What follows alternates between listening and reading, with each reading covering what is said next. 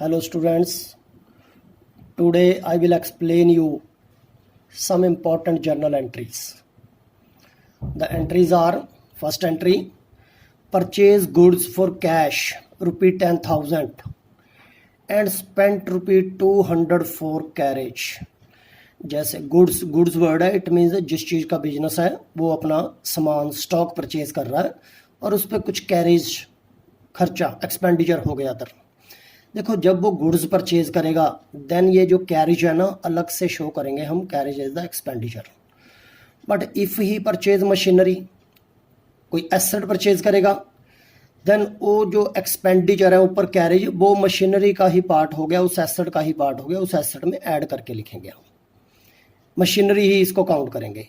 But जब goods purchase करेगा उस केस में हम जो अदर एक्सपेंडिचर है वो अलग शो करेंगे।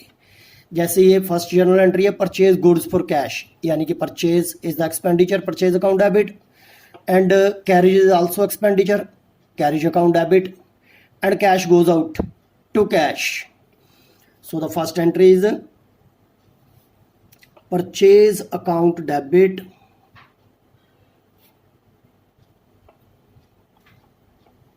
परचेज 10,000,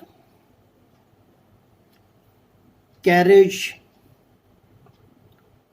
देखो, जब हम परचेज करते हैं ना कोई चीज, उसके ऊपर जो एक्सपेंडिचर कैरेज पे किया हमने उसे हम बोलेंगे carriage inward,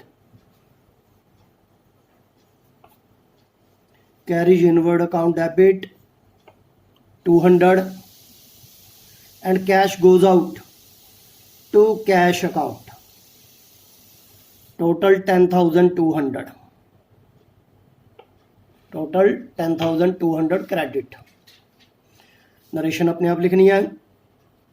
second journal entry, purchase machinery for cash 50,000 and spent 500 for carriage.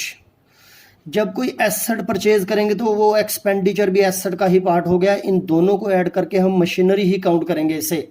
Machinery comes in and cash goes out, so the entry machinery account debit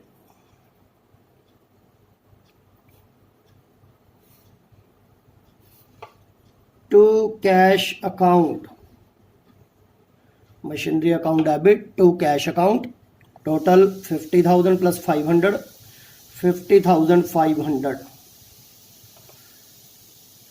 machinery में क्यों हम एक्सपेंडिचर बीच में ऐड करके ही मशीनरी काउंट करते हैं? जैसे suppose करो आप लोगों ने कोई एक्टिवा परचेज की या कुछ कोई मोटर बाइक परचेज की, उस पर जो एक्सेसरी पे पैसा खर्च किया उसको अलग एक्सेसरी थोड़ी बोलेंगे हम बोलेंगे हमें मोटर बाइक इतने का पड़ा, एक्सेसरी बीच में ऐड करके बोलेंगे इतने का पड़ा हमें वो बाइक। इसलिए एसेट में हमेशा एक्सपेंडिचर बीच में ऐड करके ही लिखने हैं, but in case of purchase अलग से शो करने हैं expenditure. Now the third journal entry is paid rupee 20,000 for cement, rupee 10,000 for timber. Timber क्या होते हैं? लकड़ी जिसके डोर वगैरह बनते हैं बिल्डिंग में, सीमेंट भी बिल्डिंग में यूज होता है। And rupee 5,000 as wages for construction of building. ये जो वेजेस पे किए ये भी कंस्ट्रक्शन ऑफ बिल्डिंग का पार्ट है, और 20,000 सीमेंट भी बिल्डिंग का पार्ट, और 10,000 टिम्बर भी बिल्डिंग का पार्ट।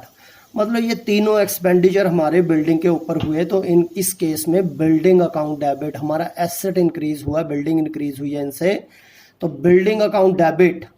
और कैश या बैंक चेक पेमेंट ऐसा कुछ नहीं मेंशन, तो हम इसे कैश गोज आउट। अगर यहाँ लिखा होता पेमेंट मेड बाय चेक तो हम सोचते कि हमारा बैंक रिड्यूस हुआ तो बैंक में से बैंक को क्रेडिट करते, but now the entry is bank account debit, sorry building account debit,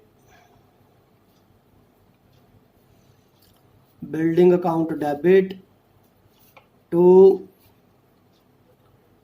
cash account, total of these 35,000,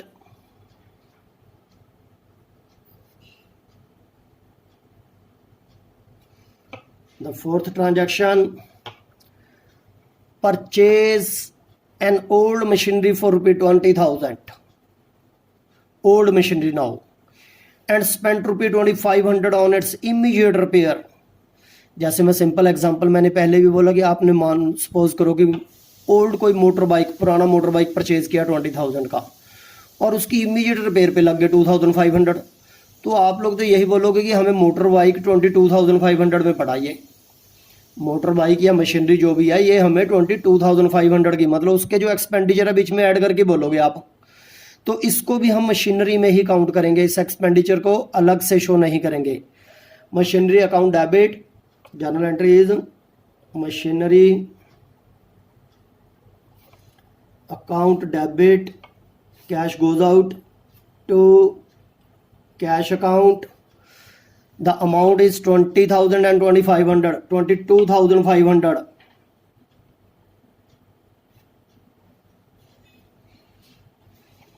The last entry is paid ₹500 for repairing some other machinery.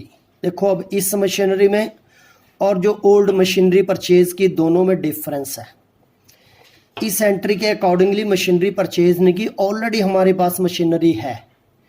जो already हमारे पास machinery पड़ी है और उसके ऊपर repair का expenditure हुआ, तो इस केस में हम बोलेंगे repair account debit. Repair is the expenditure, debit all expenses and losses, and credit what goes out, cash goes out.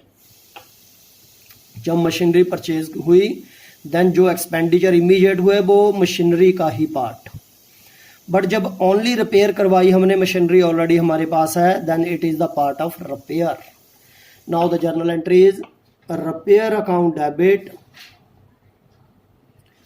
repair account debit to cash account 500.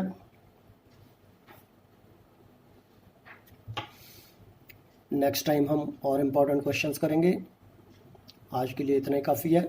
Okay, thank you.